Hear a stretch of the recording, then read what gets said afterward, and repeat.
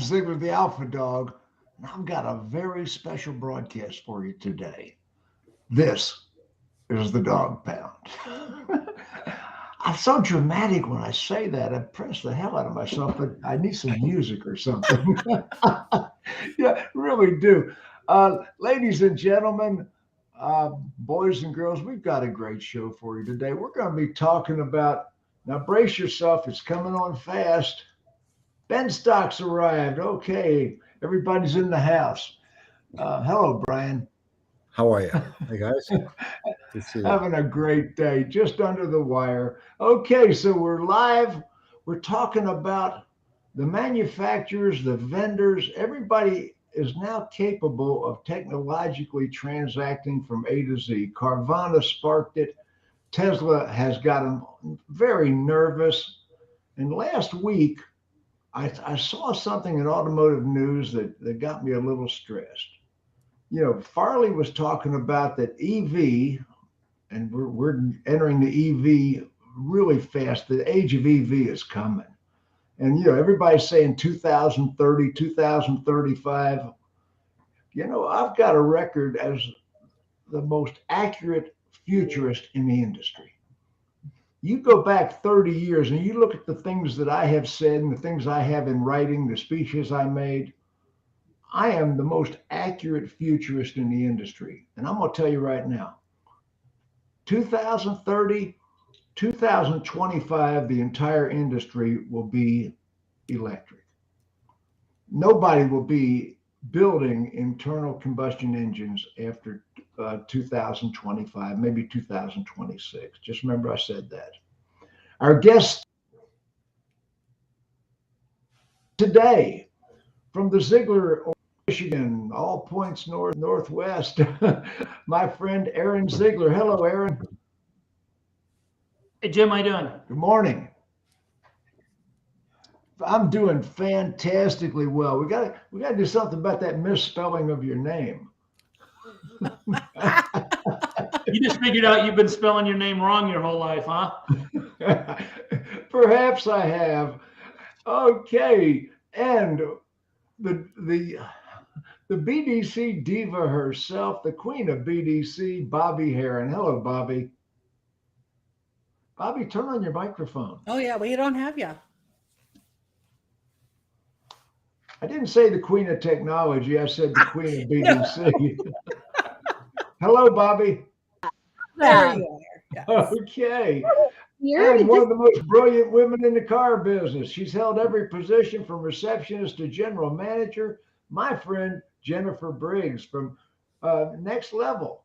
Hey Jim, how are you doing? I'm having the best day. You hear I'm going to be on the big stage at Digital I Dealer. I did. I heard you're keynoting at Digital Dealer. So excited. Hey, how about that? First time I've been on the big stage since 2019 before I caught the cancer. Yeah. I tell you what, people better not miss it. It's going to be exciting. And the Mad Russian himself broadcasting today from Spain. My friend, the king of reinsurance, Max Zanan. Hey, Max. Hey, Jim. Thank you for having me. Fantastic. Another one of my really good friends in the car business, general manager of Ferman Chevrolet Tampa, my friend Brad Wise. Hey, Brad. Hi, Jim. Good to see you. Good to see you're doing so well. Pleasure to be on. It's good to see you got your camera adjusted too. And another one, you know, when we talk about futuristic thinkers, when we talk about people who are on the cutting edge of the cutting edge, Paragon Honda, Paragon Acura, biggest certified pre-owned Honda and Acura dealer in the world, maybe the universe, my friend Brian Benstock. Hello, Brian. Jim, how are you? Good to see you and everybody else here with us this afternoon. We're going to have a good broadcast today. I'm going to start out with Herron because Aaron's right next to me on the screen.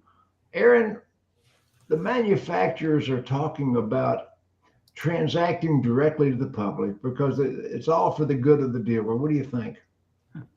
Well, I think they tried to do that 20 years ago, and it didn't work out so well. So, you know, I think if they could figure out a way to cut dealers out, they would, but the dealers add too much value. The relationship that the dealer has with the customer can't be replicated by any piece of technology. Technology can certainly enhance our business, but it can't take the place of the dealer. It can't. I've always said manufacturers do not know how to sell cars. Ford Motor Company tried it with the auto collections. General Motors tried it about the same time under the Ron Zarella era. You know, what a disaster. Absolute disaster. It was a fustercluck. I remember it well. You know, unbelievable. Bobbie, what's your opinion? Oh man. Well, the thing I like about transactions online is the convenience that it gives the customer, and the applications that are used are easy. I don't disagree though that dealerships are important and that the relationship that people have is important. Where I think this is going and why it's causing such a problem is there's so many people that are fighting the ability for the customer to do it the way they want to online in the beginning that it's starting to become an enforcement.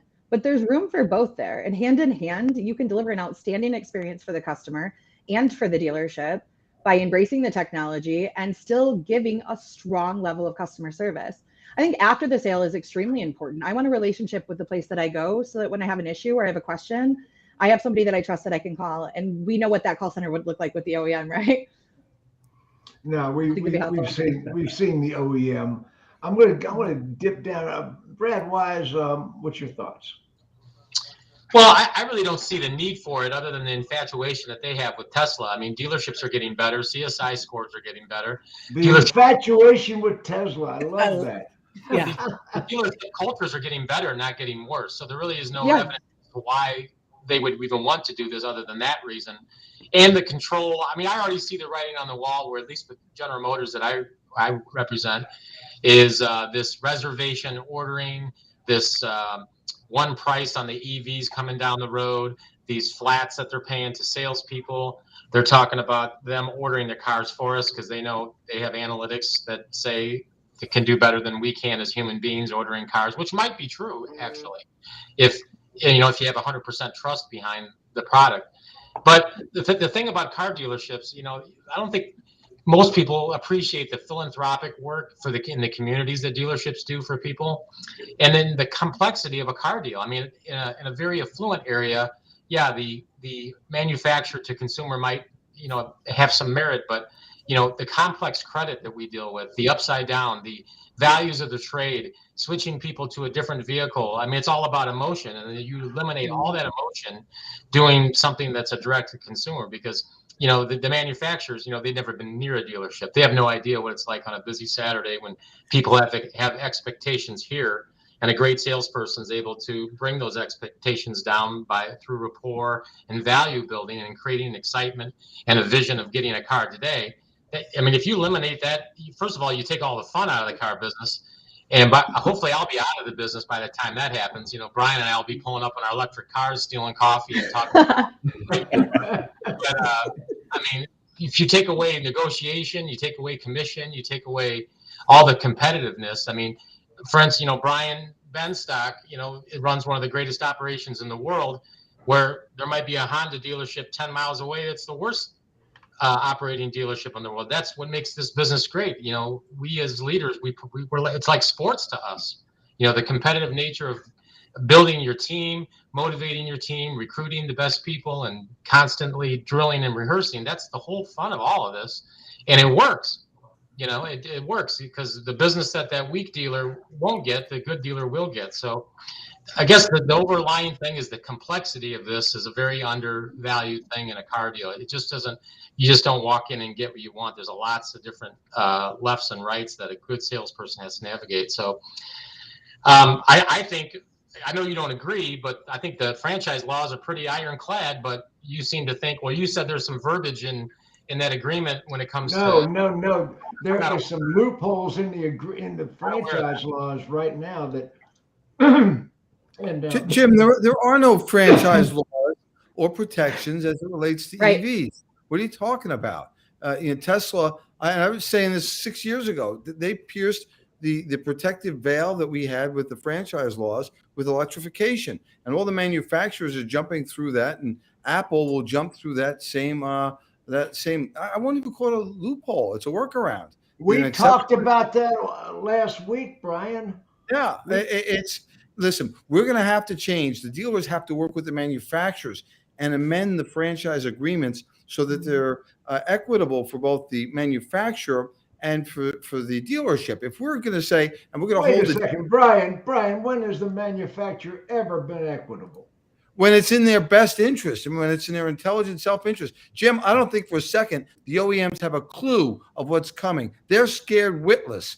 And so now's the time for us to say, hey, we'll work with you, you work with us. And that's going to mean the dealers have to be flexible also. The franchise rules and the laws are going to have to change to adapt to the times, because we're no longer competing with one another. We're competing with the likes of Apple, Tesla, Carvana, and everybody else that's coming down the pike. And they're not going to be lumbered and labored with these draconian franchise rules. They're going to be able to circumvent them completely and provide a better experience for our customer. So rather than saying to the manufacturers, well, we've got these franchise rules and regulations and you better not do this, I think we need to look for ways that we can provide a better experience for the customer and remain profitable at the same time.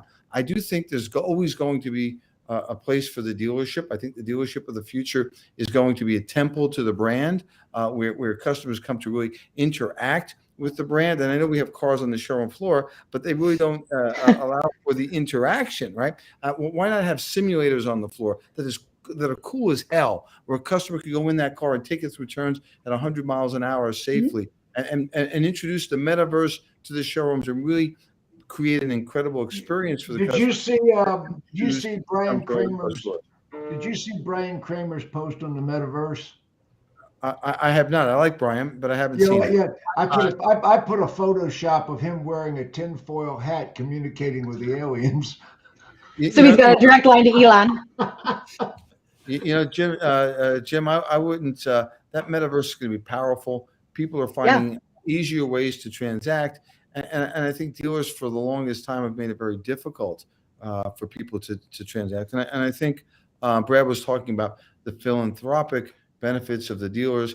Customers don't give a rat's tail. Well, look at Herron Ziegler. I disagree with that now. I mean, listen, Apple's been pretty philanthropic and Tesla as well. And one of the ways that they're going to do that is they're going to be able to throw some of that $3 trillion that they've got into communities. I think they've got trade cycle management nailed cold. They've got manufacturing nailed cold, advertising nailed cold. I think they're going to be the real people to keep our eyes on. And I think so. If we're fighting with our manufacturers, we are going to get destroyed by the likes of Apple coming in. I think we need to find a way to unify. Honda and Toyota needs to unify. I agree wholeheartedly, but the manufacturer's picking the fight. And to be able to operate as a single unit, going up against. And why are they picking the fight though? These other guys. Think about for a minute, like, why is the OEM picking a fight? And you think about it for a second, what's the hole that they're trying to fill is to prevent consumers from not being loyal to that particular brand and going to the other one due to experience, due to the things that they go through. And that's not to say that every dealer is like that. I mean, we say this a lot and people are like, oh, you think every dealer is terrible? Absolutely, I don't. But I think some of you are awful, right? And I think some of you are great. And that's just the truth of the matter. And if everybody was doing a good job, we probably wouldn't be having discussions like this. Jennifer, jump in there. Well, here's the one thing I want to know in this whole model is how are they going to handle their warranty work? Because I know we're talking about the experience and they can't handle the structuring of the deal. But what about afterwards? What about that? You know, the way I was brought up in the dealership was sells the first car, service sells all the rest. So how's that going to fit in this model? And I think what Brian is saying is correct, but also Brad, they can't do what we do, but you will catch more flies with honey than vinegar. So we really have got to step up and prepare for it because it's not going to slow down, especially when it comes to EV. Before I open this up, go ahead. For a free for all, let me let Max jump in because he's got something contrary. Oh, look at his face. He sure does. Okay. Before we open it up for a free for all, Max. No, I don't know Aaron well enough to know if he's quiet because he disagrees or agrees. But Max for sure. So I agree with Brett, right? They're salivating over Tesla, right? And there's a fraction in every OEM right, that wants to be like Tesla. And there's another fraction of, let's call them old dogs, that understand that dealers are important, right? And at this very moment, the Tesla fraction or the Tesla wannabe fraction is winning. They're winning the narrative, right? But if you look at it from long distance, dealers don't see the forest for the trees, right? And Tesla saw their opportunity, and now OEMs see their opportunity. Dealers are not willing to transact, right? They're not willing to transact because I can't get the price on majority of dealers' websites. If I can't get the price, I cannot transact. If I have to unlock a manager's special, I cannot transact. If I have to fill out a form, I cannot transact. Right? So whether we like it or not, unless we all go to one price model and you determine the price. How did I know you're going to say that? It's MSRP, $10,000 over MSRP, whatever you can justify. Without one price, it's impossible to transact, and we're going to cede the market share of transacting to OEMs and Tesla. I have a question, if I could, Jim. Yeah, go ahead, jump in. This is a serious question because I'd really like to know how it would work, but if they do have that kind of model, you know, at least in most markets, you have a lot of credit challenged people that are upside down. So how would that look when a customer is putting in their information and they're 7,000 upside down and they're a 550 score on that model? How would that work? How would that look? Okay, so let me ask Aaron Ziegler. Brad, that's what about? Okay. Before Brian, Aaron Ziegler, you got a lot of credit challenges in the Chicago market. I know that for a fact. How are the manufacturers going to handle that? Well, I don't think they can because it's the art of the deal, right? When you're putting together a credit file for a customer and trying to match up the right car with the right financial institution, that takes a person to be able to do that, and the manufacturers can't do that. If you look at these manufacturers, and they're all public companies, and the way that executives get paid with a public company is based off their stock price. Stock goes up, that's how they get paid. That's why they're all chasing the Tesla model, because Tesla has a $1 trillion stock valuation. They all want to be Tesla only because of the stock valuation. So that's why they're walking down this path and trying to copy what Tesla has done. That's what it all comes down to, is the money for the executives. Brian Benstock, you're just chomping at the bit to jump in there. I've heard this nonsense before, and no disrespect to my esteemed colleagues, but that they'll never figure out, and they can't, and they won't, and I don't agree with that at all. I mean, first of all, my OEM is a public company, and 95% of my paper goes through their finance division. Their finance division, the finance arm, is one of the most profitable arms of the corporation. So I think the OEMs are well equipped to be able to handle that. And especially if they're saving money on distribution, the money they're saving by not paying us, they certainly can use to dig down a little bit deeper and to buy credit. When we talk about other people getting into the EV game, the big concern for me is of course these guys, Apple. And I know people with good credit, and I know people with bad credit that all have iPhones. And I think that we underestimate the power of a $3 trillion corporation to be able to figure out simple things like getting a customer approved when they're flipped $7,000 or $8,000, and certainly they can sublet that out. So I think that thinking could hurt dealers. And remember, most dealers right now are in a profit coma. We're making money in multiples that we've never seen before, 3, 4, 5x the net profit of what we're used to. And I think we're not paying attention to, as Chip Perry calls it, the barbarians that are at the gate. And I've heard that there are over 200 EVs scheduled for production over the next 18 months. I don't know that the market, Jim, is there. When you say everything will be EV by 2025, you've been right before. I just don't know that the market's there. I don't know that the infrastructure is there, but certainly the demand is there. And I think it's partially being fueled by the OEM's desire to control the retail process. You don't think they have the raw materials or the infrastructure to build the cars? Well, no, the infrastructure to keep them on the road. I'm Right. here in The charging New York. stations, all of that. I'm in a city environment. Are we going to start passing out 500-yard extension cords for customers? That grid is not ready for it yet. The electric grids in various cities have to change. They said if everybody plugged in their car at night, the grid would melt down.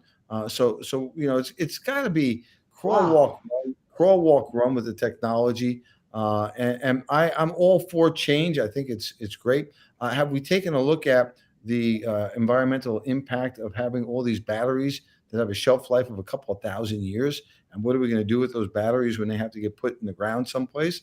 They can't just be put in the ground like scrap metal. They've got to be taken care of in a particular way. And of course, all the fuel savings that we're going to get and cleaning up the environment. Well, we lose a lot of that when we plug those cars into an electric plant that's connected to coal or nuclear or oil. So I think we need to think this through a little better. The OEMs also, I've seen some of the EV agreements, and those EV agreements are in absolute contradiction to our franchise agreements. So dealers need to take a real good look at those EV agreements and what they say. They're going to have us by the throat.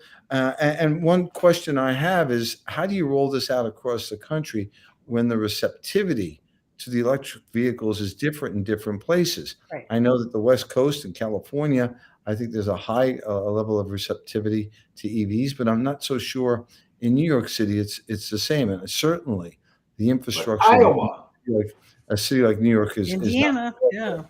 So we used to try and produce cars that people wanted, and now we produce what we want and we stick it down their throats with incentives. And I'm not sure that that's the right approach. I mean, as usual, Benstock, you have some great points going on there. I mean, I would challenge one thing here, and we know that I'm an advocate for EV vehicles, but I'm also an advocate for the vehicles we currently have on the road.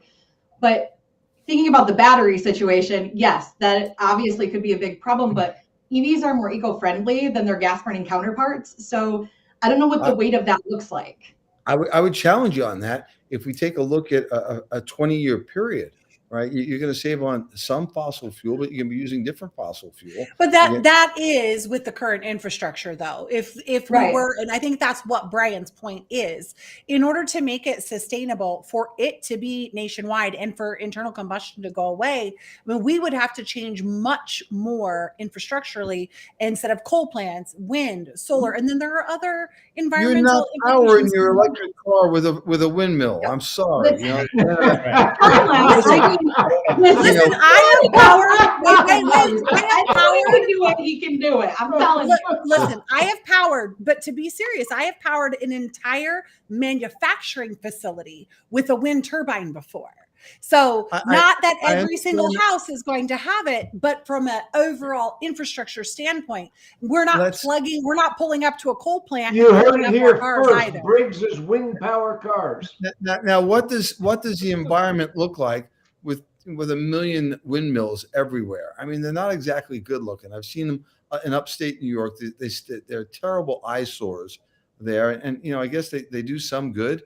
Well, I don't think it's any worse than a coal plant, Brian. Let's be honest. Brian, you want to do a partnership? At the end of the day, I'll let you get in early, my friend. At the end of the day, customers will vote with their wallets, right? And the sky-high electricity prices that we're experiencing now make internal combustion engine and hybrid vehicles super attractive. If you get a Honda Civic, Brian, how many miles per gallon do you get on a Civic? It's close to 40 miles per gallon. The crazy thing is, they said we were going to run out of oil by the year 2020. And sure enough, as technology's improved, you've got clean burning combustible engines that now get double and triple the gas mileage they used to get while delivering more power. It's an absolute miracle. And so they're able to squeeze more miles out of a gallon of gasoline than ever before. And that fuel, the exhaust has never been cleaner. If we were truly interested in cleaning up the environment, I think we would go with compressed natural gas vehicles. We have the world's largest supply of compressed natural gas.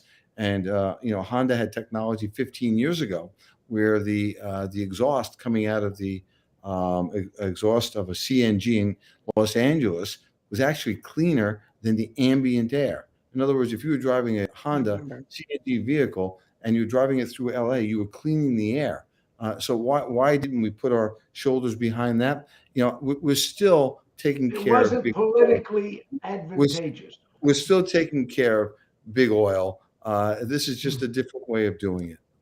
It's such a hot topic that we always go back to it. So I'm just curious, like, do we think that dealerships will go from being digital retailers to fully transactional online easier with EV or easier with what we're working with now? Or do we think there's a variance at all? EV is going to be the convenient way of doing it, because if you want an EV, you can already do that with Tesla. So the manufacturers, I think, are going to get in line and There's a just model. follow that path. And we've seen now, is it Volvo, is you have to order the cars online. The dealers are basically distribution points, and they didn't ask the dealers if that's what they wanted. They did it. In Mercedes-Benz in Europe, they are now direct to consumer. And a friend of mine here in the States who's a Mercedes dealer said, well, the laws aren't as strict in Europe as they are here to protect the dealers. Well, again, electrification, I think, really changes a lot of that. So I'd be interested in looking at a different relationship with our OEM, provided they took our concerns into account. I think Jennifer's point about servicing vehicles is incredibly important.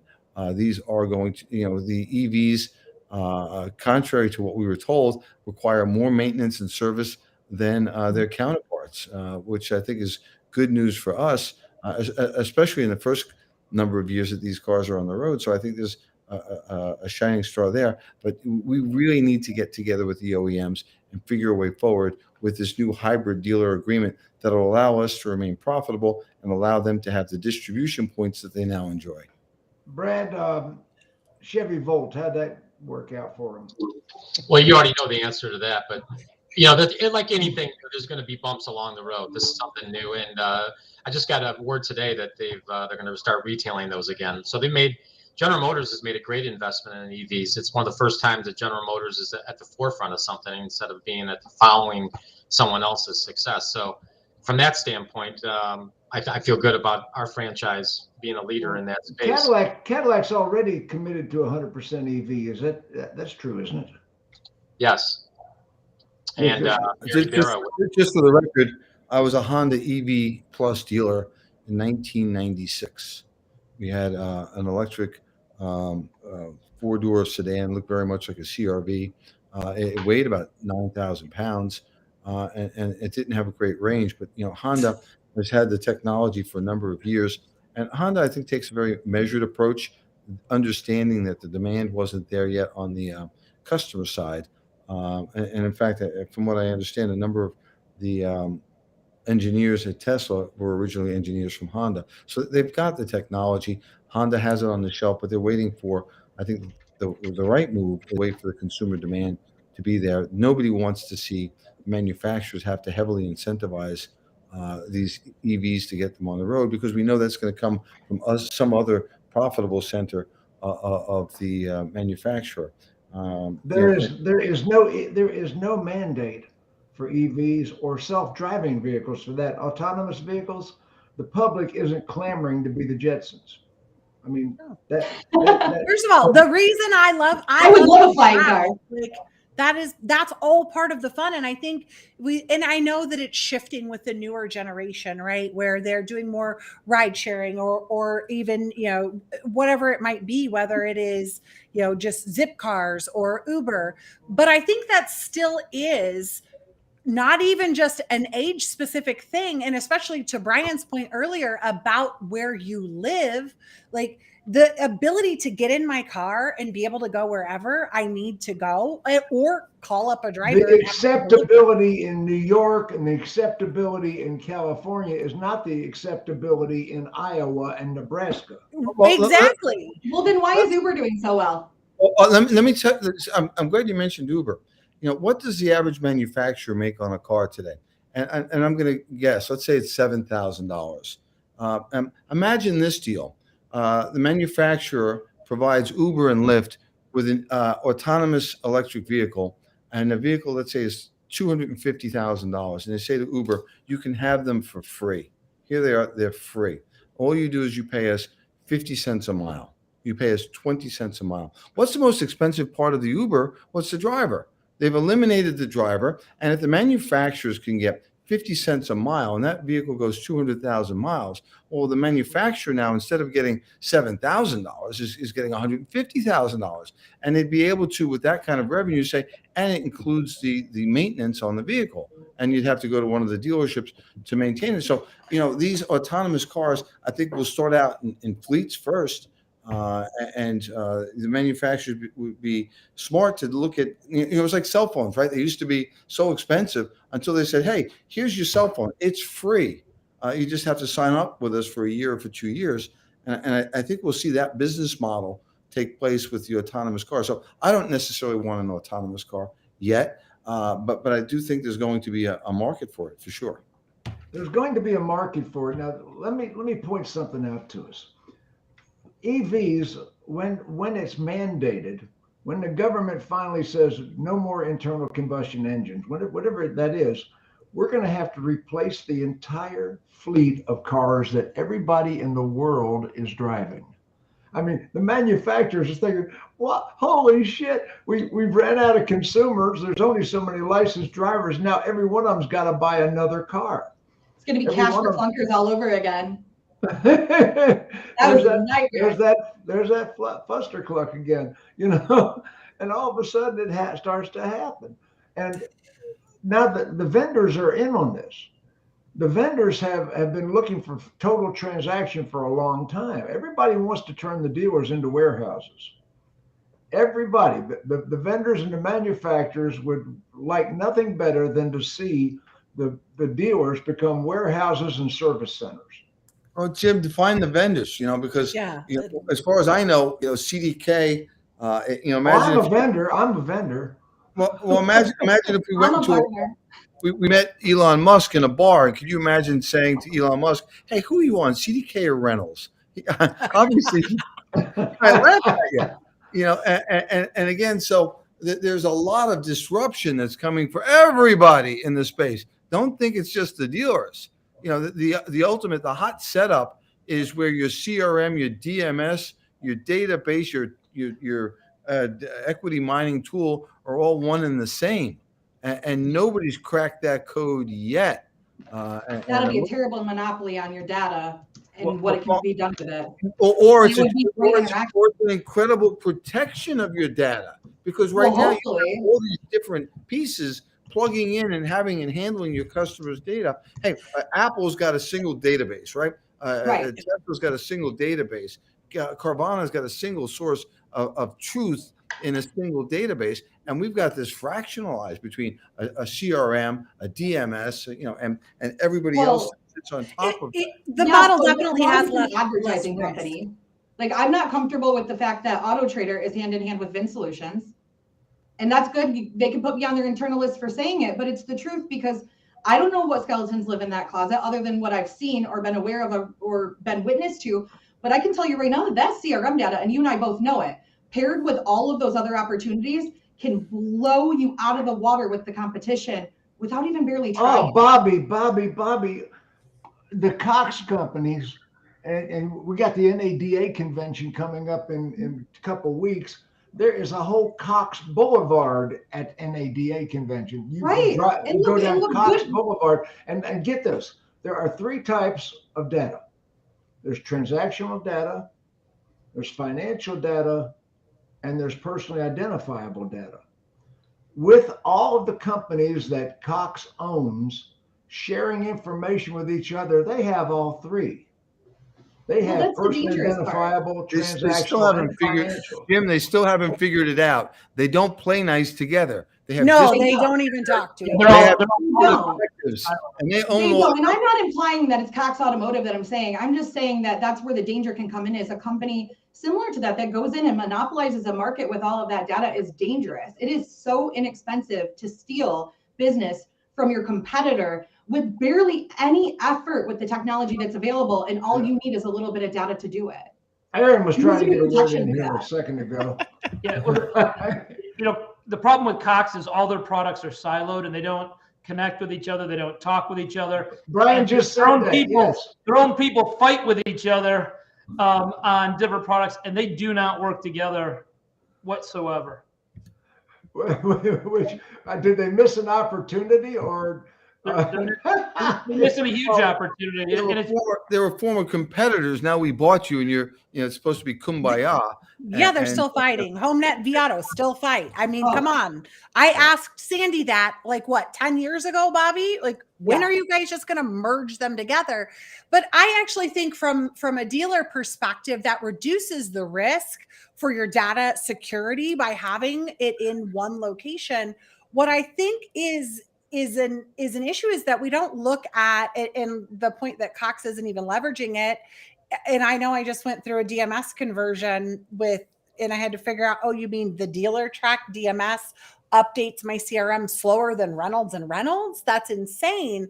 But looking at the ability, I mean, Google is doing this, right? With their connected marketing, looking at that IP address and being able to connect the dots for your customers and consumers to meet them before, right? Whether it's before service, whether it's before purchasing, the idea of having all of your data connected is so you can leverage it to do better by your customer and therefore grow your business and profitability. Right. But I don't think anybody is scratching. I don't think there's a trustworthy vendor out there.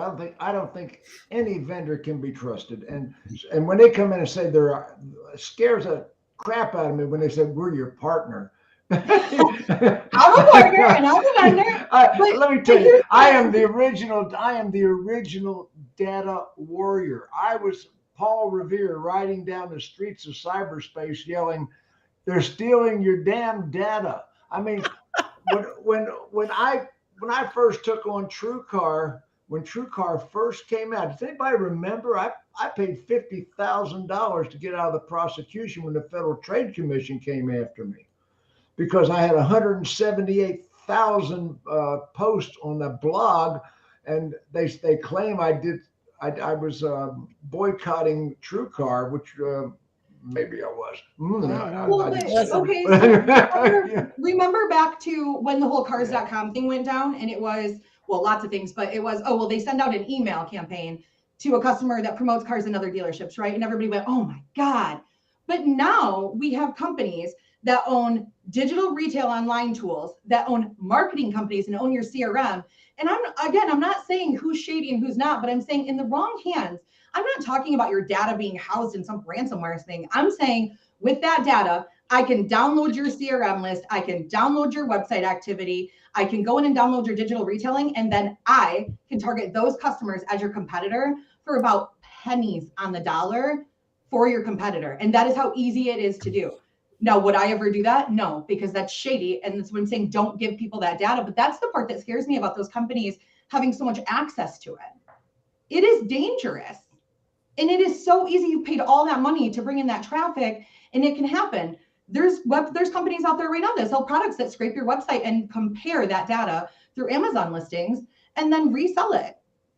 There's a lot of companies. It says in the terms and conditions of all of that. But I guess since we've gone off on a side tangent here away from the OEM, don't you think these vendors? I mean, don't you think these vendors should maybe be fueling and funding the conversations? Because what happens to Cox if the OEM goes direct? How is that going to go? I think I know how many I have only got 30 rooftops that I'm managing, but I mean, the checks that we cut to them are significant, and we're just a small fish. Well, I want to go back to core subject. One thing I've seen recently is the manufacturers are limiting production. Now that is part of the overall plot. I believe in plots. I love plots. I love all the intrigue. I believe in choose your own adventure books. Okay, one of the plots I see is Ford is now getting down to built to order. So we get built to order. We limit production. I've always thought a sea of inventory sold cars. I mean, cars on the ground sell cars. I still believe gorillas and balloons sell cars, but still, that wavy guys. yeah, the wavy guy. And that's where I come from. But I still think inventory sells cars. Now, Ford all of a sudden has limited the amount of inventory on the ground. They're going to have built to order cars. I think they're going to get their butt handed to them. They're going to lose their ass because inventory search is dictated by inventory. No inventory, less search demand, and it's free. Search demand is free if you have the inventory. You post it online, and I said that. Yes, you're right. So they're not factoring that in. This is wonderful when you have a demand for 17 million cars and you only have a manufacturing capability of 13 or 14 million. You can do things like build to order. And if the manufacturer, no disrespect to the manufacturer, if they understood customer demand, we'd never have had the need for incentives. There'd never be an excess production of any car. So I don't think all of a sudden they're going to get it right. They like that build to order nonsense, but whatever happened to the customer being able to get served immediately when they want it? And I think that as soon as the manufacturers can get back to producing more vehicles, they will. And everyone says no, they like this, they're making more money. But as soon as the competitive OEMs start losing market share amongst one another, it's all about market share, Brian. They're going to ramp it up. Wasn't it Bobbie who just came out with the whole thing against the dealers for the profits? Wasn't that just recently? Wasn't that Ford? Excuse me. It was Ford. Yeah, it was Ford, right? Well, General Motors has had some pushback on that as well. Definitely focusing on the market adjustments on some units and really looking down on that. But Ford and General Motors both have been vocal. Well, they should raise the MSRP, put bigger margins in there for the customers. I mean, for the dealer. And we're good with that. Well, and they used to. I think that's the one point where we've been asleep at the wheel.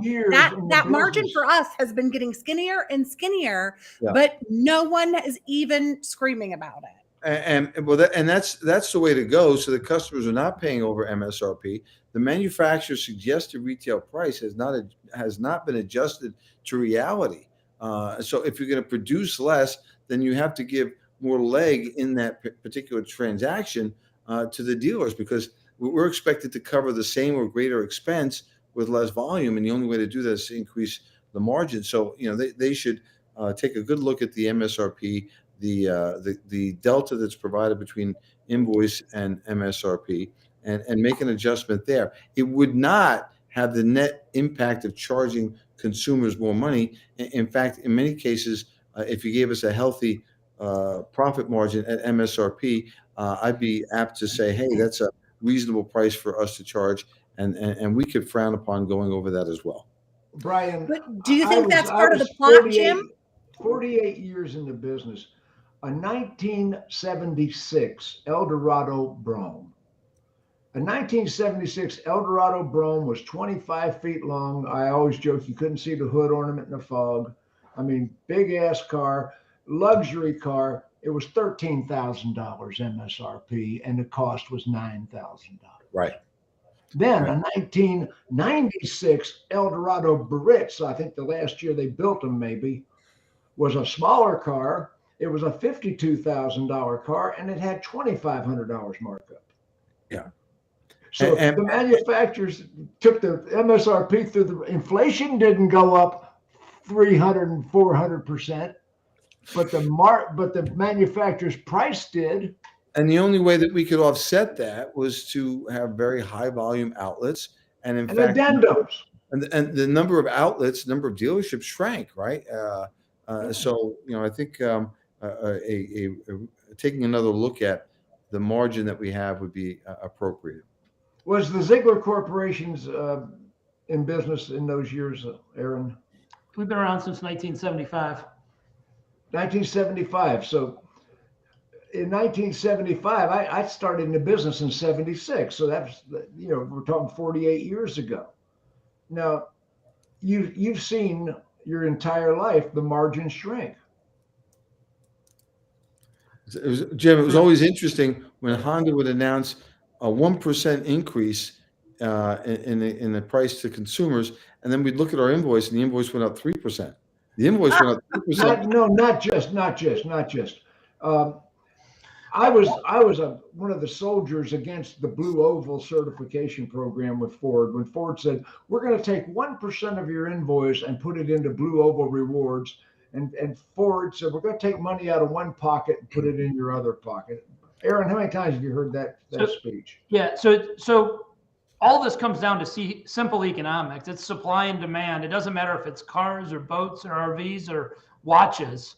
It all comes down to supply and demand and what happens with prices. You look at right now, watches are selling for 30, 40% over what their MSRP is. Boats are doing that. RVs are doing that because the supply is not out there. If you go the other way, a few years ago when they were way overproducing, everything was distressed selling. You know, you had a lot more supply than you had demand, prices drop. Watches are through the roof, but poor Brad Wise sitting over there waiting for a Submariner. You know, how long have you been on the list, Brian? 2 years. Brad? 2 years on the list. I won't pay over list, so that's why I keep moving to the bottom of the list. You can still buy Submariners. You can still get them.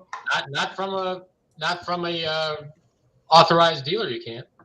What? Who said anything about that? As long as it's genuine got papers. Jim's got a guy, Brad. He's got a guy. You've got next, right? We've got people. Something that fell off a truck. But yeah, Jim, not to get political, the news coming out of Washington is rather than accept blame for the inflation, they're charging retailers, and they're saying it's our greed that's causing inflation. And we've already seen a couple of articles referencing prices being sold, cars being sold over MSRP. I think that's really something we need to keep our eye on as that narrative, is being perpetuated. Wait a minute, Brian, are you saying that somebody in Washington is saying because we're charging over MSRP that we are the cause of inflation? Is that I haven't heard that. Yeah, that is the narrative. We're causing national inflation to car dealers. Well, we're a key cause of it because used car prices, they said, were up 40 some odd percent, and new car prices up 30%. And they have no problem picking on car dealers when they're the cause of this. We were delivering 1,500 cars a month. Now we're receiving about 300 cars a month.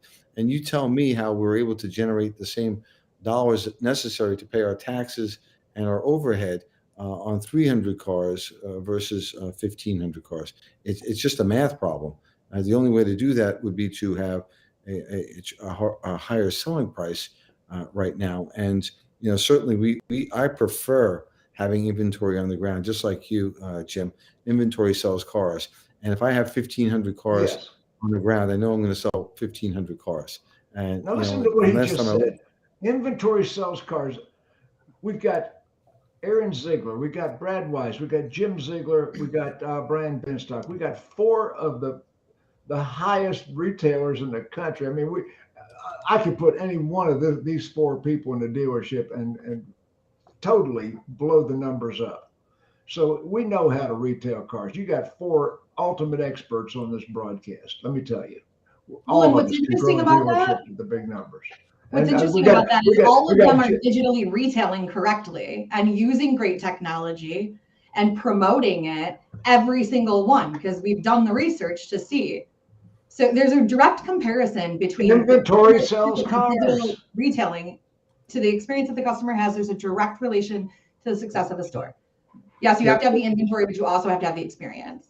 Bobbie, one of the things that we're playing with is the ability to have the BDC handle a transaction using some of the A to Z technology, take the deal from cradle to grave, and then send it right to the customer without ever going to the store. And I think that really I wonder what you're doing messing with Chip Perry. Yeah, that's his. I always thought that A to Z stuff was Midwest feel good kind of a thing. But there's the devil's in the details, and the tech is really spectacular. And we've had some good results from people to single point of contact, take the deal cradle to grave, and the savings has given us a real nice delta in profit. And I think the next iteration of that is take that qualified person, man or woman, and have them now taking a lead, whether it be over the telephone or the internet, to be able to handle that transaction over a Zoom call like this to the the finance, finalize the paperwork, and then arrange for the car to be delivered to their home or office. And you know, when you think of the number of hands expense that you can cut out of that transaction, I think that's really exciting. So that's why all of a sudden I'm leaning heavily into what before I thought was a feel-good strategy. It happens to be a feel-good strategy that's effective. So, you know, Well, it creates consistency and efficiency, because I've been training BDC or internet managers to desk deals for those departments for at least 8 years. Yeah. But it does still have the number of hands in it. And I think and I also configured the desking programs across all the stores for compliance purposes to make sure, as a larger group, that things are covered. And so I always joke, properly configured, a monkey could desk a deal, because I've got everything set up in the templates. But now we have these technologies that actually allow it to connect to actual bank. Well, look at what we're doing here, right? And the ability to do an F&I transaction and have 100% of that recorded to give, you know, transparency to the customers. And more importantly, when you have a process where you can't go to step 2 unless you've completed step 1, you get that old 300% rule that a lot of people talk about but don't follow. 100% of the customers, 100% of the products, 100% of the time. And we're finding when you have a process that requires that you go through those steps, the outcome is better for the customer and it's better for the dealer. You know, trying to run one of these broadcasts is like herding cats. You know? It just goes off on what we're I'm trying to stay on subject, and we go. Well, I think that's connected a little, because all if you take it back to connected. the original topic, Yeah. Well, So how are the they original gonna topic was, you know, of course, are the vendors and the manufacturers making a play on the dealers? That is the subject that we started out with, and as we wind down the last 6 or 7 minutes of this broadcast, that's where we're ending up. The question hasn't changed in 50 years, and the answer hasn't changed either. Yes, of course they are. You know, I always said there's only 2 problems with the car business. Only 2 people that don't like us: the customers and the manufacturers. Other than that, we're in good shape. and you know, we fixed the customer part of it. We've done a pretty good job getting our relations with the customer okay. But I do think the manufacturers are chomping at the bit for an opportunity to not do away Try with it. They're going to try it again. great. I have been Don Quixote jousting with these windmills for the last 50 years. I mean, here I am. I've been on, I can't tell you how many campaigns and I've been successful every time. I was a major influence on bringing down the Ford Auto collections back in 2000. No, you weren't. They did themselves in, brother. Yeah, but I helped them. You know, I mean, they touch that hot stove, and nothing teaches like a hot stove. You know, they realize that customers every now and then say no, and then what? And then the customers say no. Max, you want to get into anything you want to say? Listen, one price. Okay, what else? Right. I think Brian is right, and manufacturers are going to try and take market share away from dealers. But I think dealers usually don't have a unified front, right? Dealers, and I'm not looking to offend anybody, dealers are egomaniacs, right? And I don't relate to egomaniacs. Right. NADA doesn't do a good job representing the dealer body. And dealers, for some reason, probably because they are egomaniacs, cannot get together and be a unified front against this attack by OEMs or against the attacks on the franchise laws. I was at a franchise law seminar at Great New York Dealer Association. And Brian knows David Karp from Karp Volvo. He was there literally crying, saying that Volvo is now competing with him for the same customer after making him spend $5 million on showroom renovations. Right. And I think once dealers get united, a lot of these issues will go away. I would take it, Max. I take it one step further. Dealers get united with the OEM.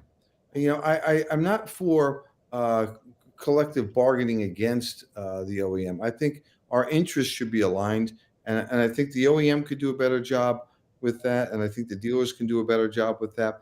You know, the Apple Store on 59th Street doesn't compete with the Apple Store Midtown. You know, they have the same price, the same processes, and you know, I do think that there will come a time when the Honda dealership should be all be aligned as dealers are. And the pricing and the processes and the procedures should be similar. And I know Big Bob over there with Big Bob's Honda says, no, I'm going to do it this way. Well, you know, Big Bob's going to have to go away because that's not for the good of the dealer body, the Honda dealer body.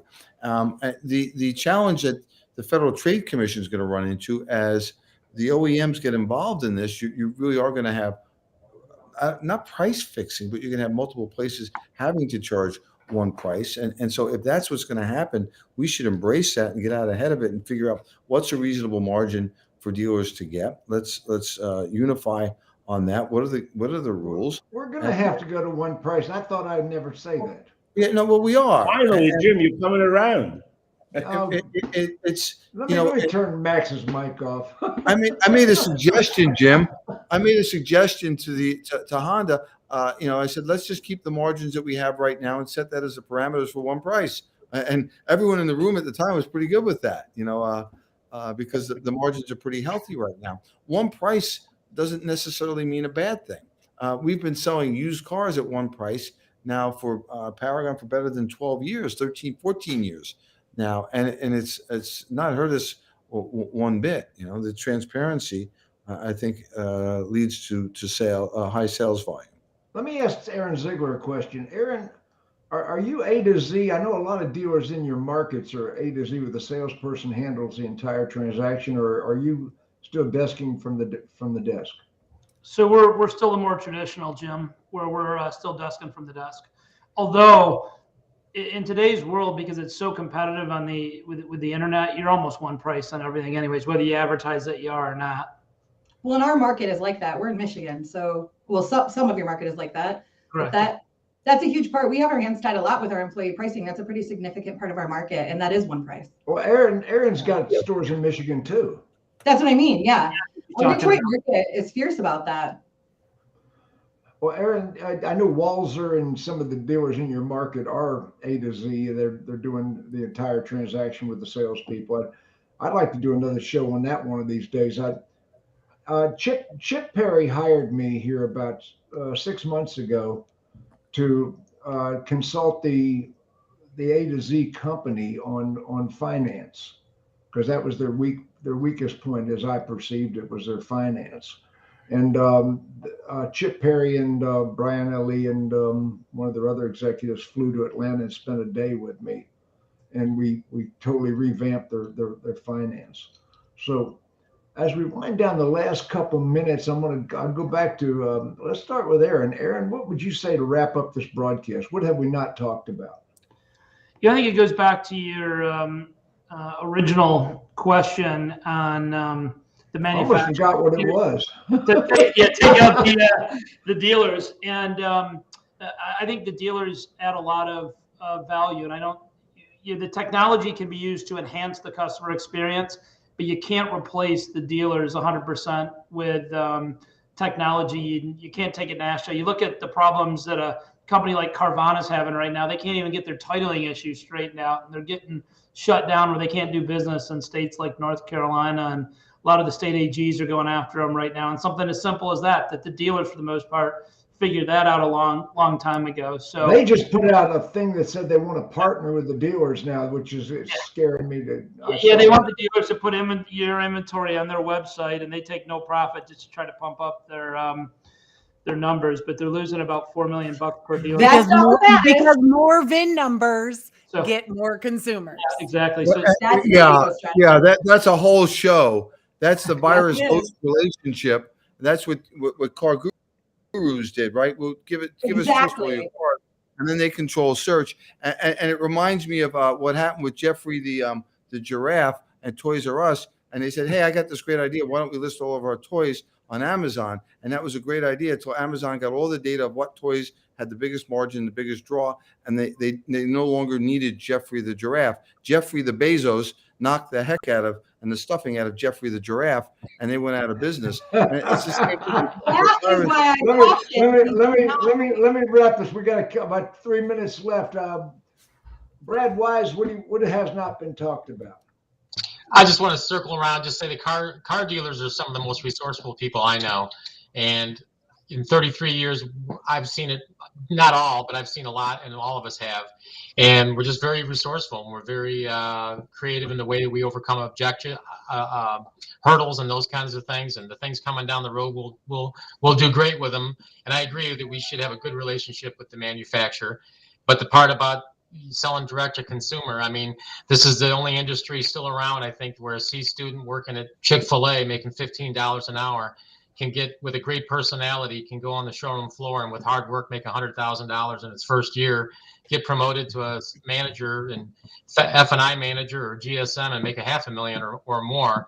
And cutting all that out is going to be over. I mean, if that model were ever to take hold, but if that's what's best for the consumer, and these companies that do direct electric vehicles do direct to consumer, and that could put us out as a business too. So 2025, I'm sticking with it. Okay, the last 1 minute, I'm going to give it to Brian Benstock. 1 minute, Brian. Well, I don't need a minute. I just want to say thank you for allowing me to participate in the conversation. I think that there's, of course, a great pathway forward for this great industry of ours. We are the most resilient entrepreneurs in the country. And what's good for the automobile business is good for the United States of America. I do believe that having a better working relationship, albeit a different working relationship with the OEM in the future, is in everyone's best interest. And I look forward to having my hat in the ring for those conversations with our respective OEMs. I don't believe in fighting them. I don't believe in suing the OEM. I don't think that's how we're going to come to a good solution. I think we have to understand as dealers that the OEMs are scrambling for answers as well, and they're trying to survive. And I think if we work together on a solution, that there's certainly a place for us in this ecosystem, and we can't do much without the manufacturer. So I think there's enough room for all of us here to better serve our customers. We're the natural people to distribute and service the vehicles for customers, however, whenever, wherever they want to consume them. Thank you. Okay, as we get down to the last 2 minutes over, okay, I want to thank everybody for tuning in. The Dawg Pound every Tuesday, same place, same channel. If you're watching a replay, please post your. We still want to see from you. I want to thank our guest panel today. Everybody wave goodbye to the audience.